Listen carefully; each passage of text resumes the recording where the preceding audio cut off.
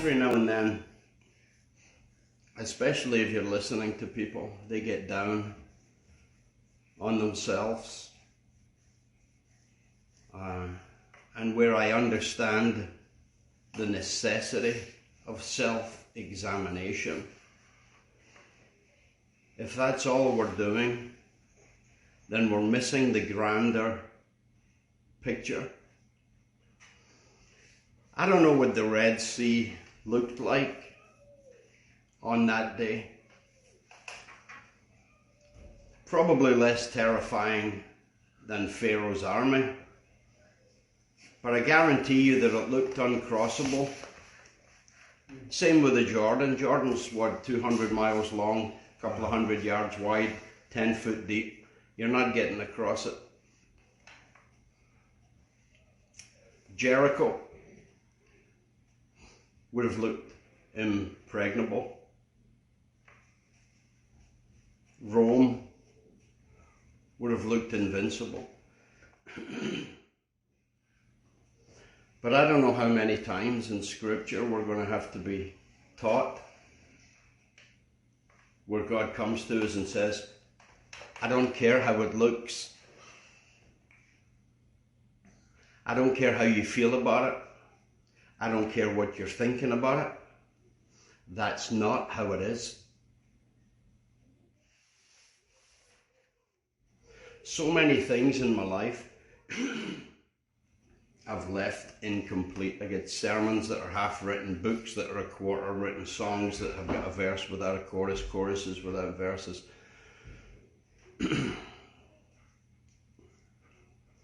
Starting things, brilliant. Could teach a course on it. How to Start Things by Billy Wilson. It's the finishing it. In the Second World War, the Germans cut through Europe like a hot knife through butter, including France. Between the wars, France had tried to learn their lesson, and they had built along their eastern border what was called the Maginot Line, built to withstand another attack. Some of it still stands today. Built underground, massive tunnels that troops and armament could get through and quickly, and then brought to the surface wherever there was an issue. The only problem was that by the time the Second World War arrived, it was incomplete. And so it was a great means of defense as long as the Germans chose to attack where they were prepared. They also lined their entire border with troops, but not so many troops along the forest of the Ardennes, because as every French general knew, if the Germans were coming, they wouldn't come through the Ardennes forest. Well, at the beginning of the war, Britain sent tens of thousands of troops to Norway to fight and forgot to send their skis.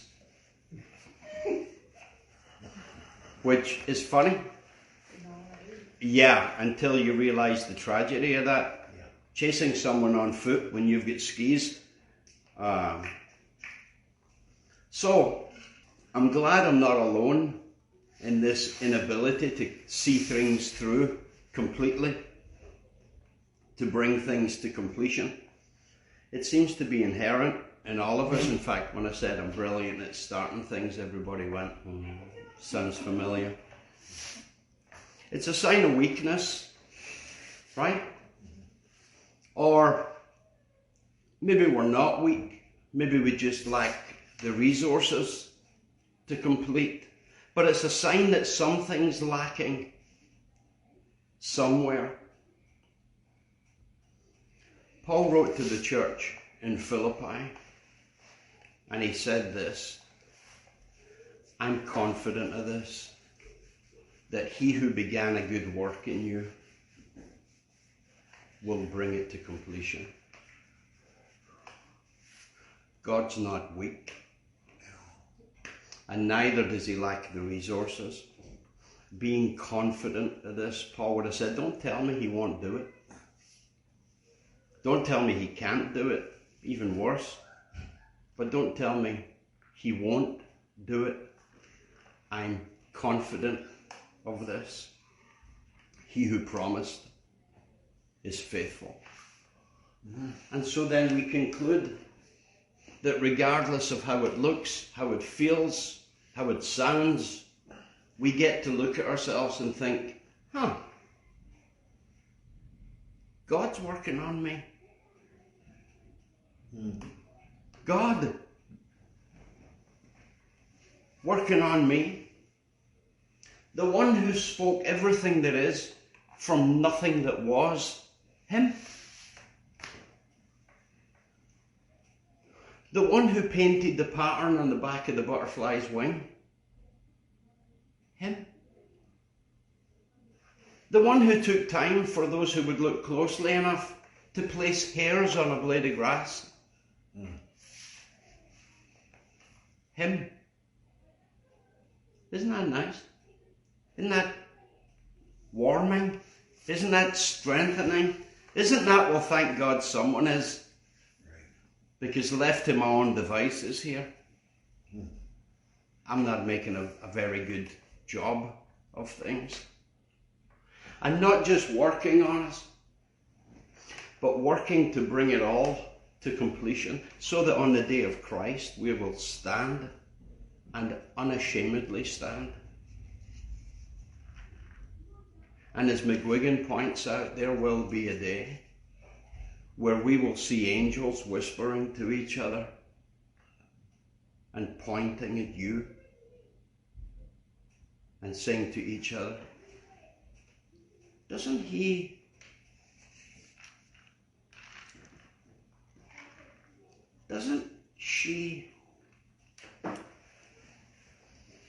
don't they look just like Jesus?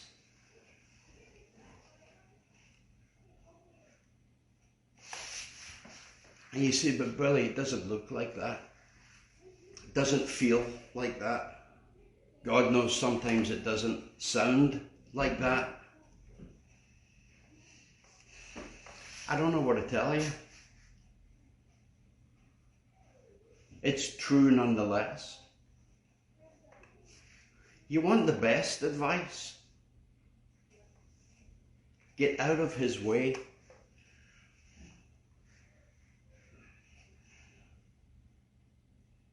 We are the only clay ever formed that argues with a potter. We are the only canvas ever stretched that claims to know better than the artist where the paint should go.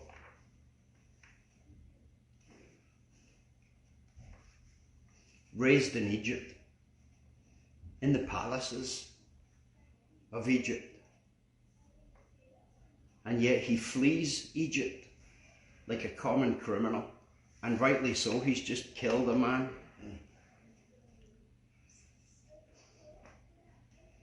And God looks at Moses and he says, all right, what have we got here? We got a fugitive and a killer. And God says, I'll wager you didn't know God gambled, did you? God gambles all the time. What do you think you are? God says, I'll wager that on this man, this fugitive, this killer, I'll wager that I can so touch this man's life that by the time I'm finished with him, next to my son, he'll be the most spoken about man in the history of my people. You believe that? Well, you got to believe it. You've read Moses. I would have taken that bet. I'd have lost, but I would have taken the bet. Yet you know it's true. That God so worked on the canvas of Moses' life a painting so marvelous that it's now 3,500 years and we haven't stopped talking about him yet. And so God arrives on the scene and he says to Moses, how did Egypt work out for you? And Moses would have said, had its ups and its downs. Started out all right. Just couldn't complete it for some reason. And God says to Moses, why don't you let me drive for a while? Why don't you just budge over, give me the wheel, and let me drive for a while? And Moses says, all right. All right. And God says, good. All right. Here's your first lesson. I want you to sit there and don't move. And Moses says, all right. Just sit here. Yep. Among the sheep. Exactly among the sheep. All right. For how long? And God says, well, give or take a week or so. About 40 years. Moses says, what? Or whatever Hebrew for what is.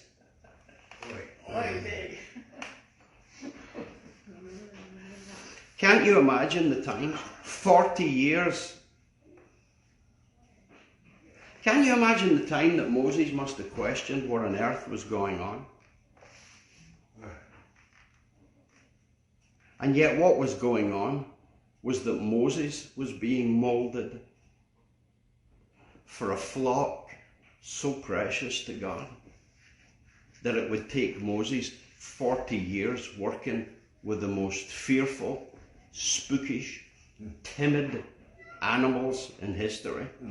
And after 40 years of working with those kind of creatures, God finally said, all right, I think you're ready for the real thing. My people, you're going to love them. We bounce men out of preaching school after 2 years and wonder why we find them crashed and burned. 2 years. You ever see these guys at the side of the road begging for change? They're all preachers. Next time you drive by, just say, what Bible school did you go to? Our ways are not his ways. Right enough. But if we saw Moses and we said to him, Moses, those 40 years, when it looked like nothing was happening, when everything around you seemed barren and there were no visible signs of success, was it worth it? Moses would have said, every second of every painful day. Moses would have said, what he began in me, even although there were times that appeared that he wasn't even there at all, even although there were times that it appeared as though he wasn't interested at all, even although there were times that it looked like he had forgotten all about me, he completed his work. Michael Corleone, in the third of the three Godfather movies, Michael's now more powerful than he'd ever been, more influential than his father had ever dreamed of being, and more corrupt than we could possibly imagine. But in the third of the three movies, which, but for this illustration, I wish they had never made it. wasn't up to par. But anyway, he comes to Rome. Rome is portrayed, of course, as somewhat incredibly corrupt in itself. And I don't know what would give anyone that idea. Maybe the paintings, the tapestries, the gold, and the millions upon millions, while some of their people are in poverty. But he comes to Rome and he meets someone called Cardinal Lamberto, and he's portrayed as one of the non-corrupt, a good guy in a bad situation. And they get to talking, and the Cardinal knows who Michael is. And they pass by this little fountain, and Cardinal Lamberto reaches in and pulls out a little rock from the fountain, and he cracks it open and he shows it to Michael. He says, look, perfectly dry inside. He said the same thing has been happening to men in Europe for centuries. For centuries they've been surrounded by the Christ and he's never penetrated. Michael smiles and they exchange a few words. And then the Cardinal says to Michael, would you like to make your confession now?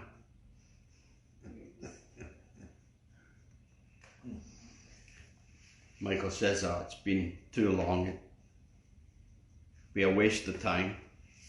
You'd be wasting your time. Cardinal says, I've always got time to save souls. So it looks as though he's only starting it to be polite. So Michael goes through the ritual of confession, among which is the murder of his own brother Fredo. And it begins to work until Michael Corleone, it's a beautiful scene in the movie, that man is reduced to tears, bawling, as the realization of who he is brought to his eyes. Just a movie, right? Who knows the accuracy of such events? Who knows the true contents of a man's heart? Who knows to what extent, when and if we finally do cry, how many of the tears are just regret, or how many are for change? But what do we say about such a confession from such a man like Michael Corleone? I know he's a fictitious character, but I'm thinking even here in America with around 370 billion people, there's probably still a few Michael Corleones around. But what do we say? People like that, hardened criminals, what do we think? That such men like that wouldn't repent, even if they could? Is that what we think?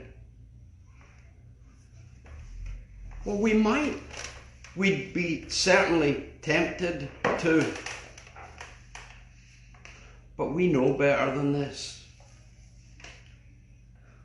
We know that God's kindness leads to repentance. We know that even the hardest of hearts have been transformed by this God. I hope we can see that. My goodness, Hollywood can see it. At least the potential. God forgive us if Hollywood are dreaming bigger redemptive dreams than the church. God help us if Hollywood can see potential where we can't. Well, if we can see it there, in men so corrupt that it would be possible for God to make those kind of changes, if we can envisage that, then my goodness, what on earth can he do with you? Who would love to be changed, who long to be changed, who curse your worst moments.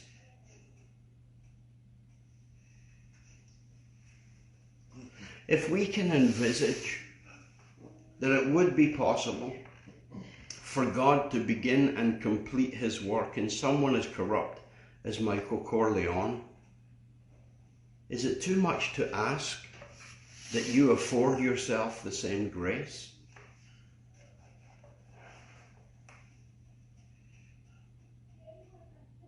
That regardless of how it looks, how it sounds, how it appears, whether it's a Red Sea or a Jericho, or a wilderness threatening to extinguish you, that none of these things will stand in his way. We look at our baptism often and we're reminded of the promise that we made to God. That's nice. But the most important thing that happened at our conversion was God's promise to you.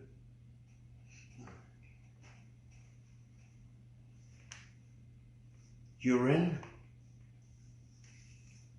And Red Seas and Jerichos and Michael Corleones be damned if they must.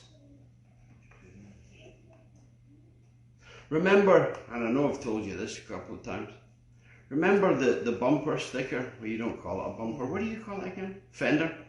Bumper sticker. Bumper sticker? Yeah. And it was pretty cute. We had the same one in Britain, so I know it was pretty famous. And it was even a badge. I saw it, a badge. Be patient with me, God's not finished yet. Love that. And that is a reasonable claim to make. That's perfect. So my question is this. If you expect others to get off your back on the basis of God not being finished with you, get off your own back.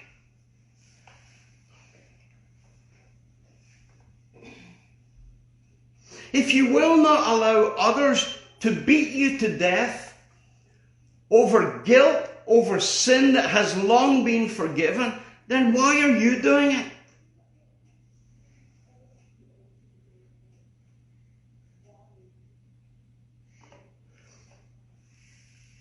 Let me tell you something about your sin.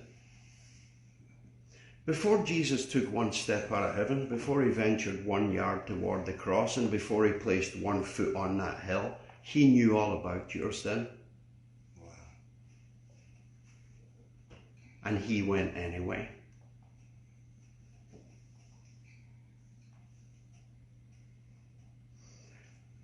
He loved you when you were laden with sin. What now that you hate it, despise it, want more than anything to be rid of it? What, that he should love you less? He loved you when you didn't look like him at all. What now that you're beginning to resemble him in places? That he should love you less?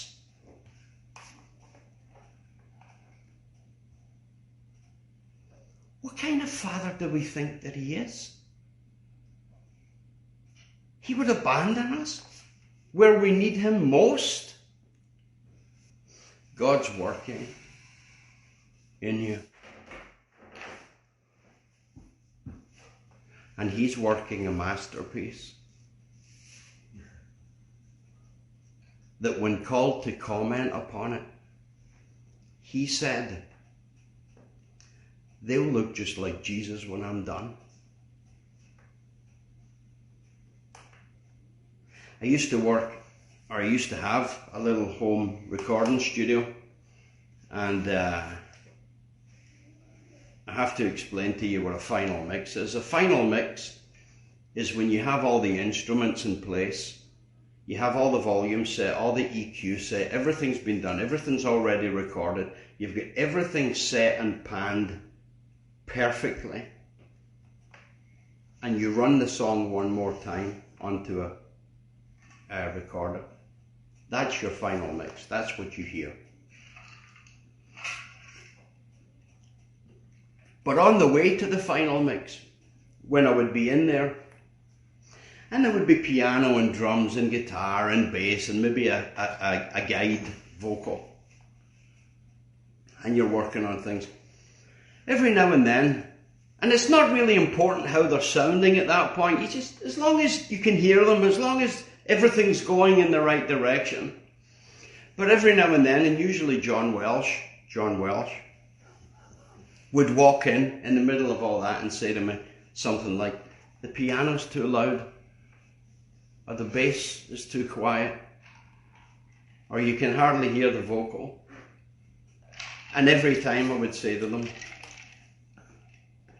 I'm not finished.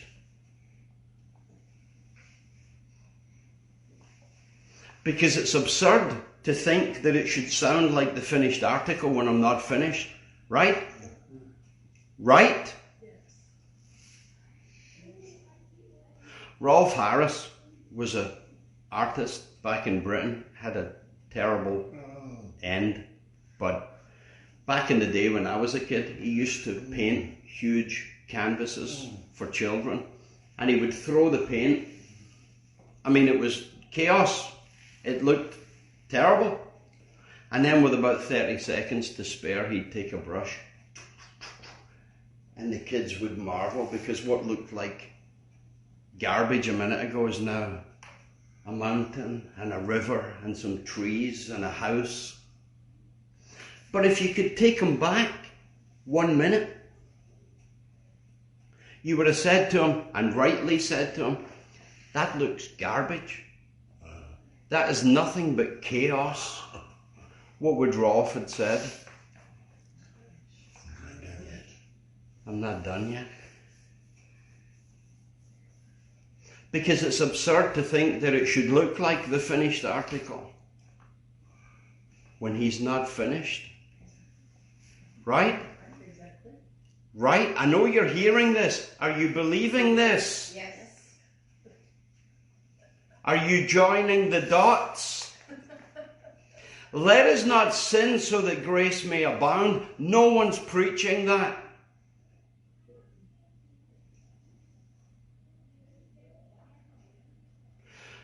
What he began in you, Paul said, he finished. He'll finish. If it's something to be finished, then it's something that will look unfinished until that moment. Judgment Day. We're all there. Oh, most of us. Don't know about him. He's gonna be up front. Judgment Day, the Lamb's Book of Life is open. First name out of the book. Moses. We're all, that's Moses? Moses? Read all your books. I'll be like, well, I started them.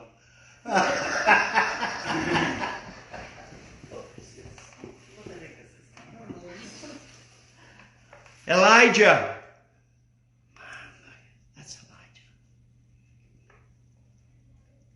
Michael Corleone.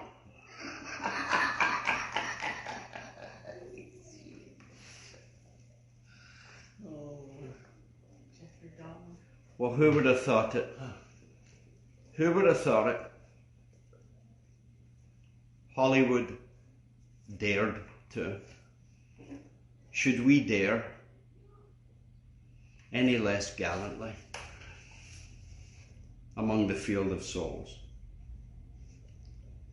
There's going to come a day, and I'll finish with this.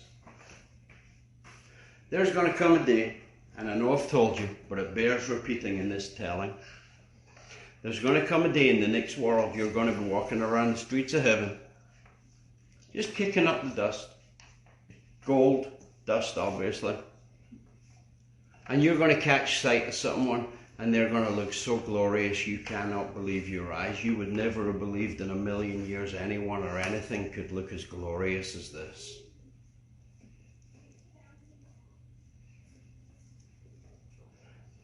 So glorious that you are automatically drawn to them. And then you get close enough and you realize you're looking in a mirror.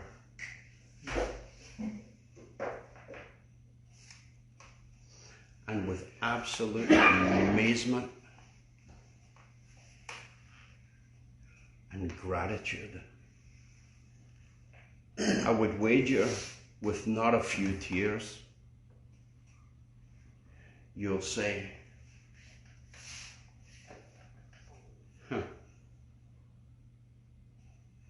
what do you know? I do.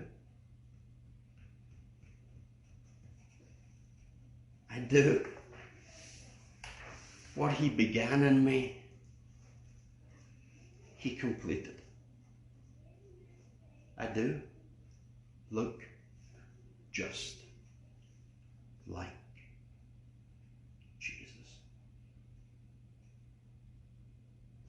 To his and your eternal glory.